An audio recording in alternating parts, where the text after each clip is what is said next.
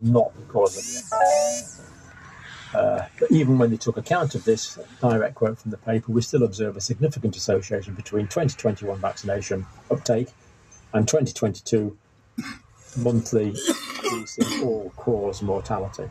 Countries with higher vaccines in 2021 had a higher all-cause mortality in 2022. Now, they did acknowledge what's called the ecological fallacy. Now, this would say that because something is true of a nation, it's not necessarily true of individuals, which, of course, is true. And they acknowledge that. We are cautious about making individual-level inferences from our nation-level findings. So very honest of the researchers there.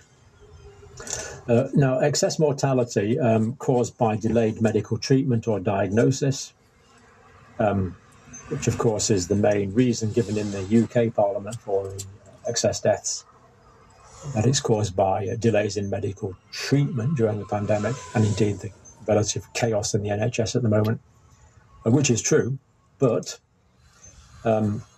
we cannot see that the issues have been more prevalent in high vaccine versus low vaccine countries. In other words, delay in healthcare is all over the place. All countries have delays in healthcare, but the correlation is still there. When they looked at the when they looked at the countries when they looked at the vaccination rates, when they looked at that one, the correlation is still there. So we don't think it's caused by that, and they actually specify this, i.e. we do not expect delayed diagnosis or medical treatment during the COVID-19 pandemic to substantially have included omitted variable bias. So we don't think it's... So there we have it. It's very clear that there's a positive correlation.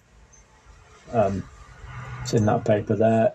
The higher the vaccination rates were in 2021, the higher the excess mortality in 2022.